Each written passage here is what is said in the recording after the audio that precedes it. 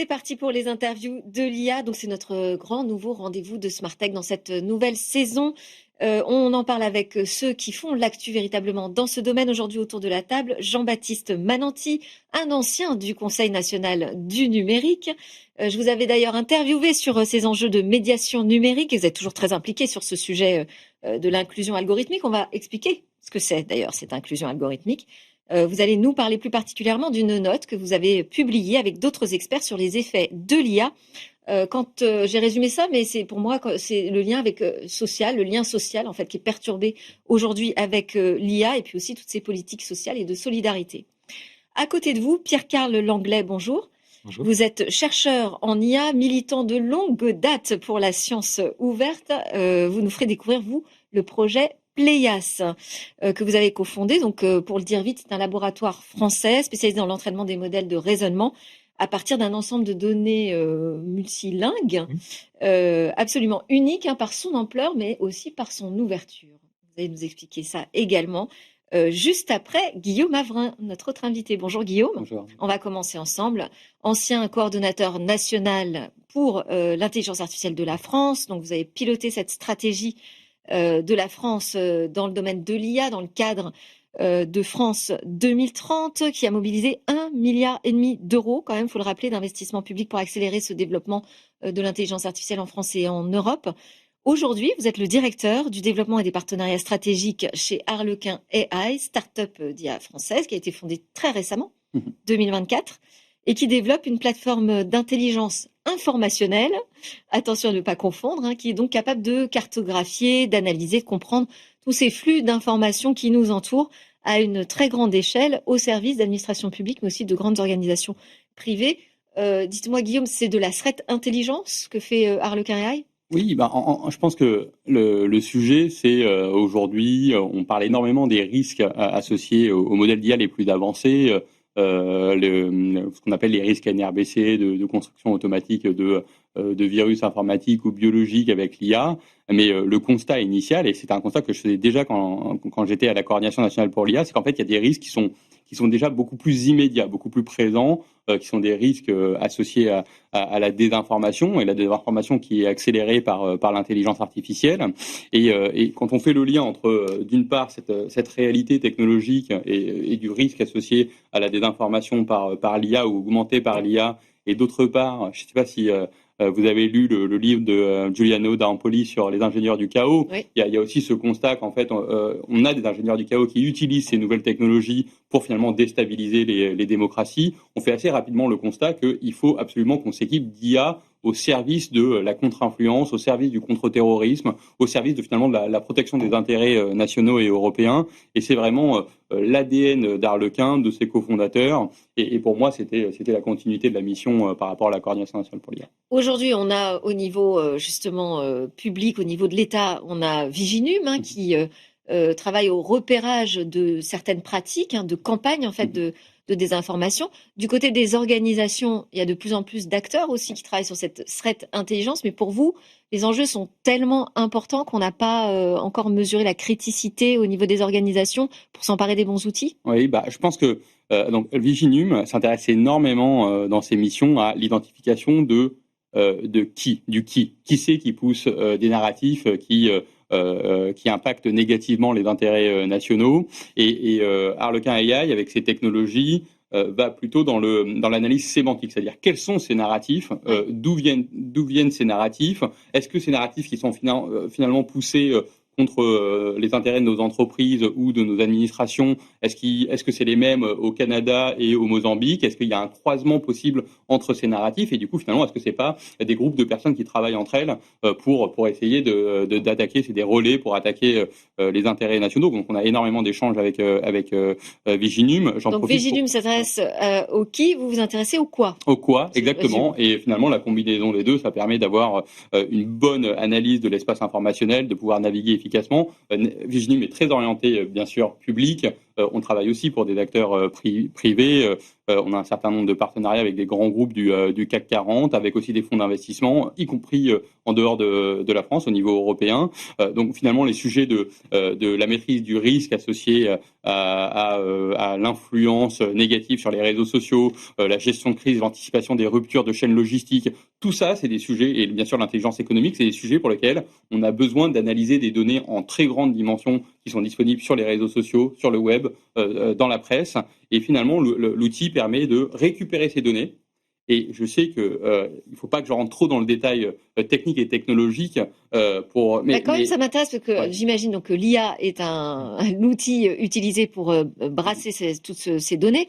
Mais quoi spécifiquement comme technologie d'IA? Et en fait, on a vraiment le pipeline Harlequin. C'est d'abord une IA non supervisée qui va structurer cette donnée en très grande dimension pour finalement faire un scan informationnel, une représentation de l'information telle qu'elle existe naturellement dans cet espace. Ensuite, il y a un savoir-faire unique d'Harlequin scientifique sur cette partie IA non supervisée. Et ensuite, il y a plutôt un savoir-faire d'ingénierie qui est comment on connecte les sorties de cette IA non supervisée avec des LLM pour finalement traduire en langage naturel pour l'analyste humain, pour le décideur humain, cette information, pour lui permettre de naviguer efficacement dans ces différentes données informationnelles. Et ensuite, on a une IA agentique qui va aller envoyer la bonne information à la bonne personne au bon moment, de manière à accélérer les chaînes de décision. Donc, c'est vraiment un pipeline complet sur cette il y a des responsables aujourd'hui de ces menaces au sein des grandes organisations?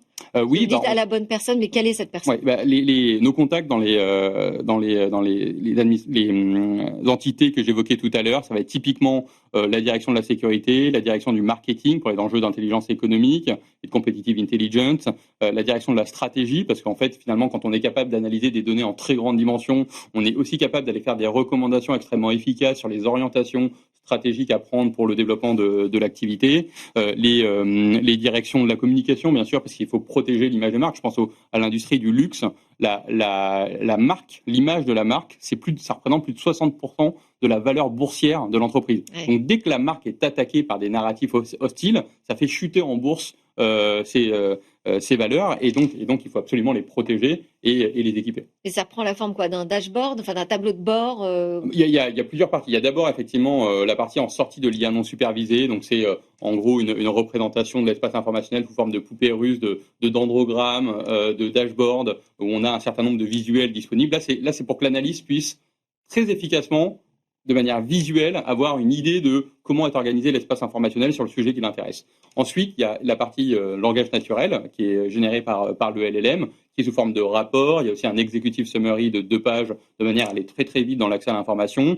Il y a ce qu'on appelle Ask Harlequin, c'est une fonctionnalité plutôt de chatbot, mais qui va faire du RAG, pardon pour les expressions. Donc le RAG, ça va être une technologie qui permet d'aller récupérer dans une base de connaissances l'information qui nous intéresse. Sur laquelle en l'occurrence, la base de connaissances de l'organisation, voilà, pour se nourrir uniquement d'informations validées. Tout à fait. Et la force, c'est d'être capable de croiser les informations internes de l'entreprise avec justement les informations disponibles en ligne. Et ce qui est très important, c'est que le RAG, on ne le fait pas sur la donnée brute, ce ne serait pas très intéressant, c'est le RAG classique, on le fait plutôt sur la sortie de l'IA non supervisée, c'est-à-dire une fois que les croisements, une fois que l'analyse est faite. Et donc là, on est hyper pertinent parce qu'on est capable de dire, de poser des questions du type dis-moi si les narratifs qui sont poussés par Trump sur l'AGI, par exemple, l'IA qui aurait un niveau d'intelligence qui serait égal à celui de l'être humain, finalement, c'est aligné avec les narratifs qui sont poussés par OpenAI en Europe. De manière à, et ce type de croisement d'informations, elle n'existe pas dans la donnée brute.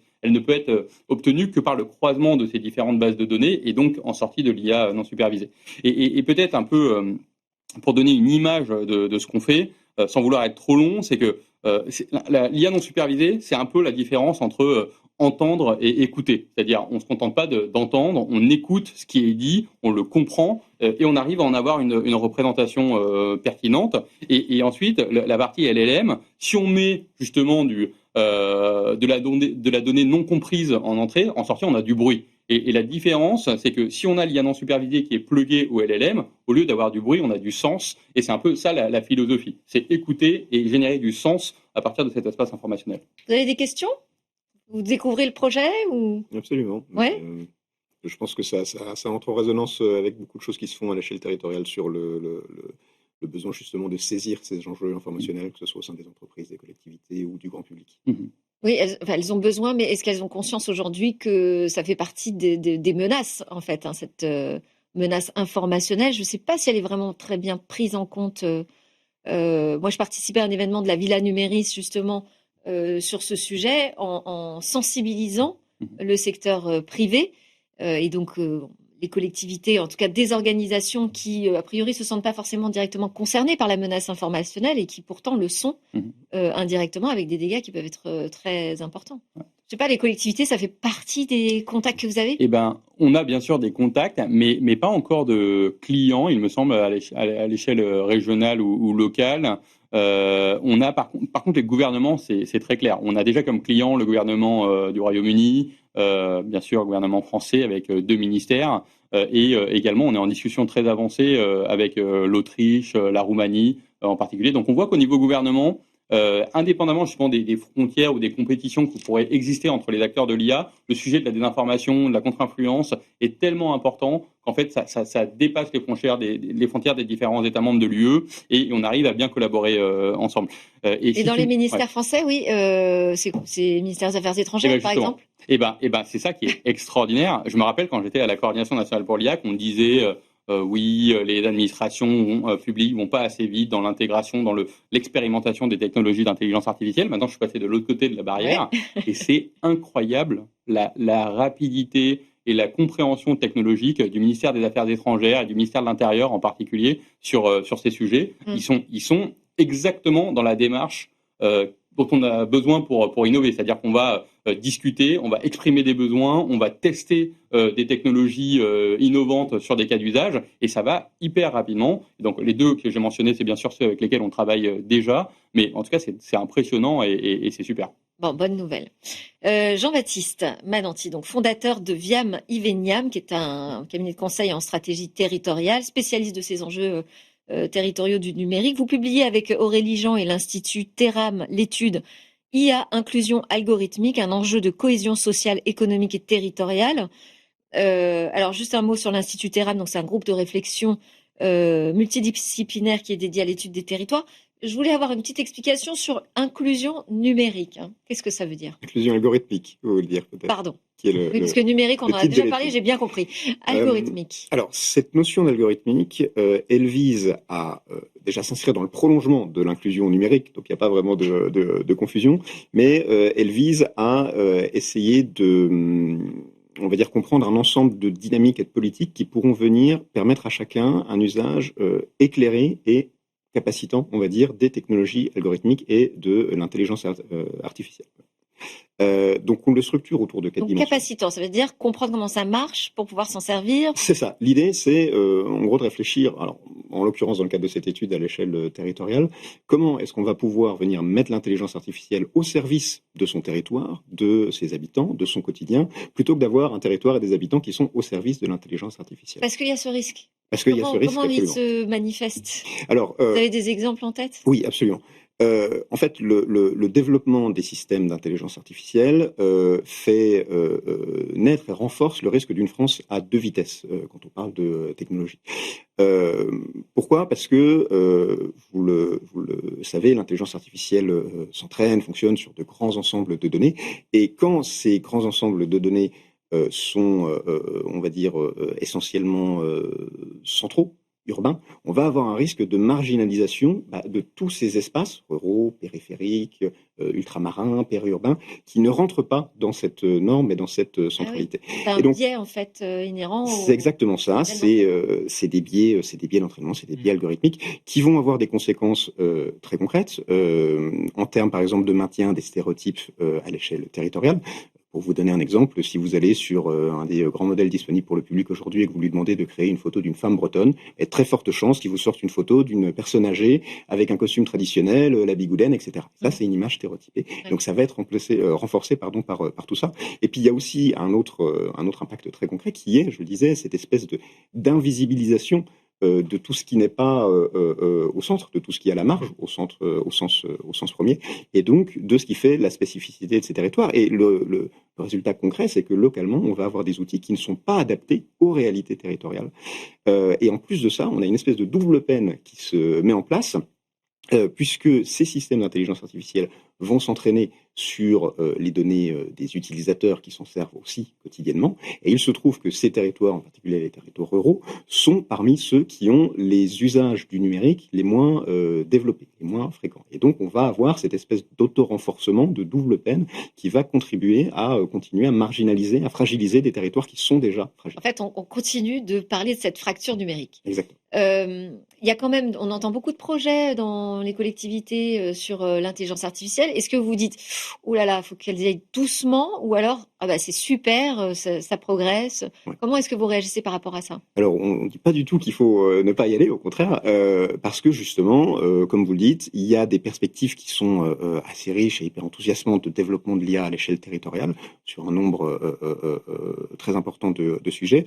Mais justement, ça nécessite de mettre en place, on va dire, ce cadre pour nous assurer que ces services et ces outils et ces systèmes d'IA qui sont déployés localement servent réellement le local. Et c'est là qu'intervient cette notion d'inclusion algorithmique qui donc recouvre quatre grandes focales, on va dire. Une focale sur l'accès, le fait de pouvoir accéder au matériel, à une connexion de qualité, à des outils spécifiques. L'usage, le fait de savoir manipuler au final ces outils et les mettre au service de son quotidien. La compréhension, comprendre comment fonctionnent ces outils, d'accord, mais aussi comprendre leurs impacts. On parlait par exemple des impacts informationnels. Ça fait partie de cette culture numérique, de cette culture algorithmique qu'il faut développer. Et puis le dernier point, c'est la conception. C'est-à-dire comment est-ce qu'on va réussir à intégrer dès la création de ces outils cette visée émancipatrice et inclusive. Une question, une remarque, Oui, Guillaume? une remarque et question. La remarque, c'est que ce qui est hyper intéressant, c'est effectivement de faire ce constat qu'on ne peut pas séparer le sujet du développement et du déploiement de l'IA. On pourrait avoir tendance, d'un point de vue stratégique, se dire, bon, bah, d'une part, il faut que je trouve une manière d'accélérer l'adoption de l'intelligence artificielle dans mes entreprises, dans ma société, etc. Et d'autre part, il faut que j'ai une politique industrielle pour développer des systèmes d'IA et on sépare les deux. Et en fait, les deux sujets sont liés parce que pour que l'IA soit adoptée et adoptée efficacement et qu'elle serve effectivement les intérêts des populations au niveau local, il faut que finalement ces IA soient adaptées à leurs besoins, leur manière de parler, leurs valeurs, enfin tout un ensemble de critères, de caractéristiques qui fera qu'effectivement cette IA elle va apporter toute sa plus-value. Et d'ailleurs, ce qui est aussi intéressant, c'est ce que finalement ces communes qui sont marginalisées sur l'IA, et ben en fait c'est un peu ce que la France et l'Europe a vécu il y a même pas 2 ans sur les LLM, où en fait tous les LLM qui existaient sur le marché étaient des LLM entraînés par des entreprises américaines qui finalement ne correspondaient pas du tout aux valeurs françaises et européennes, et il était nécessaire du coup pour apporter de la création de valeur dans nos entreprises, il fallait avoir des nouveaux LLM qui répondaient davantage à nos besoins, déjà à commencer par dire des LLM qui fonctionnent bien en français, parce qu'ils étaient très bons en anglais mais clairement moins bons sur les benchmarks en français. Donc c'était la première étape. Et donc c'est intéressant de voir cette continuité jusqu'au niveau de la commune. Et les communes n'ont pas les mêmes moyens que la France, l'Europe dans son ensemble. Tout à fait. Et la question, c'est du coup, au niveau européen, une des options qui a été trouvée pour travailler sur le sujet, c'était de créer l'Altedix, c'est une entité européenne qui a vocation à regrouper des langues, et en particulier des langues rares au niveau de l'UE, pour pouvoir aider le développement de systèmes d'IA. Est-ce qu'on pourrait imaginer la même chose au niveau des communes ? Eh ben, le sujet de la mutualisation, de toute façon, il est central aujourd'hui. Parce que, comme vous le disiez, si on regarde un peu quelles sont les communes qui aujourd'hui développent vraiment des grands projets d'IA, évidemment, c'est plutôt les métropoles, c'est plutôt les régions, c'est plutôt certains départements. Mais plus on a une commune qui est petite, évidemment, moins on aura les moyens et les ressources en interne pour le faire. Ceci dit, il y a des espaces et des démarches de mutualisation qui existent, que ce soit pilotées à l'échelle nationale, au sein de structures comme les interconnectés, ou que ce soit à l'échelle locale, avec des structures comme les OPSN, les opérateurs publics de services numériques, qui peuvent aller accompagner justement des collectivités qui n'ont pas forcément en interne cette ressource numérique, à mettre en place des projets et donc à mutualiser à la fois des outils, des réflexions, des sessions de formation, d'appropriation. Mais ça veut dire aussi qu'en interne, dans les collectivités, il faut qu'ils soient bien conscients du cadre, qu'ils puissent faire une commande éclairée par tout ce que... donc il faut qu'ils lisent votre note, pour résumer. Pierre-Carl Langlais. Je disais que vous étiez un chercheur en IA, le cofondateur de Pléias, donc vous allez nous expliquer de quoi il s'agit. Vous êtes aussi administrateur sur Wikipédia, parce qu'on parle de données ouvertes et de sciences ouvertes, donc je pense que c'est pertinent de le préciser. Vous avez co-rédigé un rapport pour la Commission européenne sur l'édition en accès libre non commercial, coordonné la publication du Common Corpus, donc un jeu de données, le plus grand jeu de données ouvert disponible pour l'entraînement des modèles de langage. Donc Pléias, c'est un laboratoire aujourd'hui spécialisé dans l'entraînement de petits modèles de raisonnement, d'environnement synthétique, vous dites aussi pour les industries réglementées, qui est vraiment pionnier dans l'entraînement à partir de données ouvertes.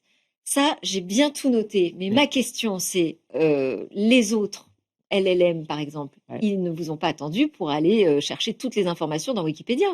Alors, les données ouvertes font partie aujourd'hui des données d'entraînement. Non, pas vraiment en fait. Le problème principal vraiment, c'est de définir ce qu'on entend par ouvert en fait. Et la question en fait, elle est au cœur. Enfin, c'est vraiment la question des droits d'auteur en fait aujourd'hui qui est au cœur en fait des problématiques d'IA. Donc tout récemment, Anthropic a dû payer 1,5 milliard de dollars. C'est vrai. À des auteurs dont ils avaient récupéré leurs œuvres.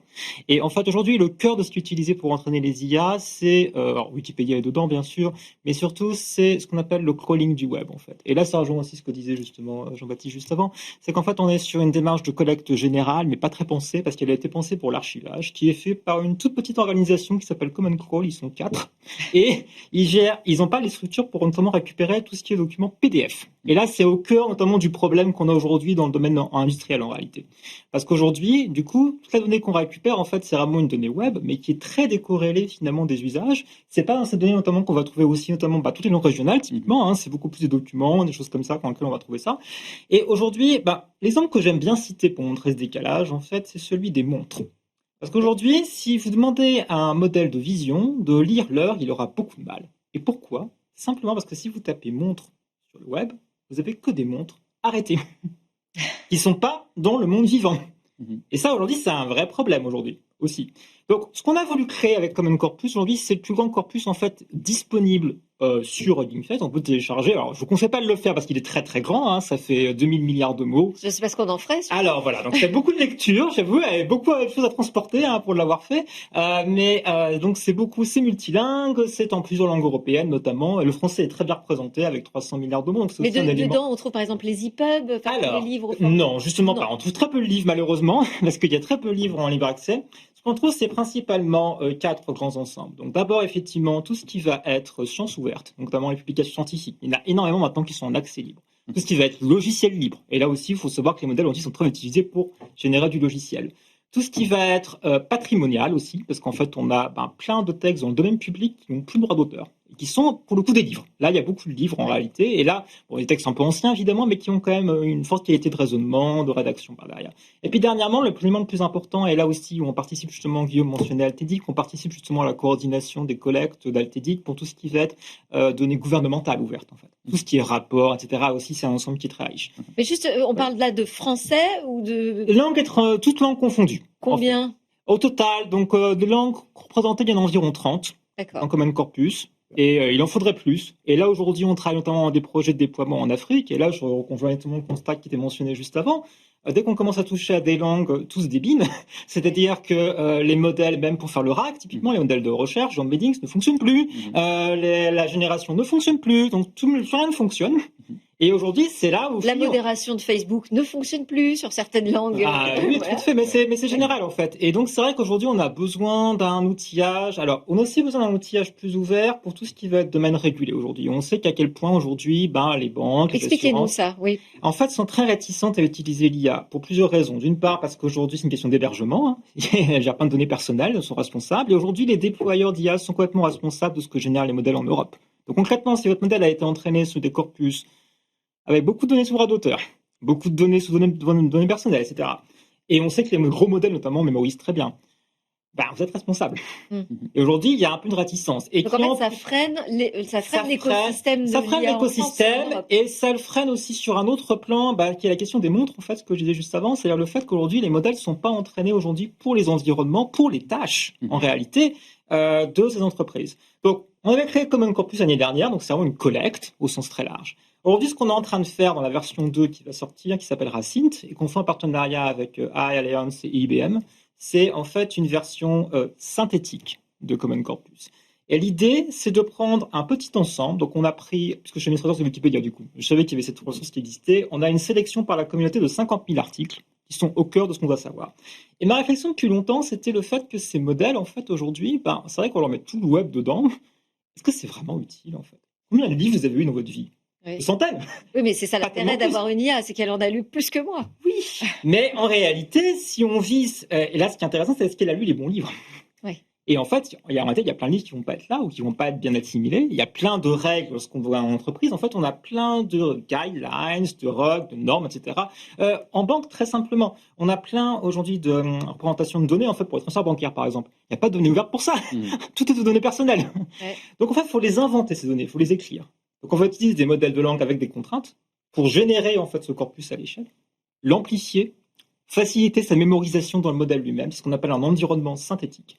Et ça, aujourd'hui, c'est de plus en plus utilisé par les grands labs américains, par les grands labs chinois aussi, qui émergent très fortement depuis quelques mois, et pour les usages industriels. Donc là, on est vraiment sur le cœur de l'idée. Vous êtes dans un domaine qui est Et l'assurantiel. là, vous le faites pour justement des clients à l'international ou vraiment vous travaillez sur le Principalement marché européen. français? Européen, en fait. Une partie de Pléias est en Allemagne, donc on a un laboratoire de recherche privé. On a une partie en Allemagne à l'université de Würzburg.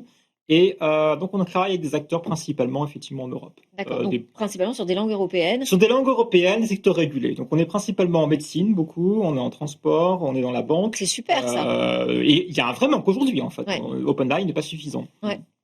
Et hyper curieux, comment les 50 000 articles, donc, c'est quoi les critères que vous utilisez pour les sélectionner? Alors, c'est une sélection par la communauté, en fait. Ils décidaient à un moment donné. C'est un Wikipédien qui parle. Ça a duré 20 ans, évidemment, à la Wikipédia, avec plein de discussions, plein de gens qui s'engueulent, c'est très bien, c'est vivant.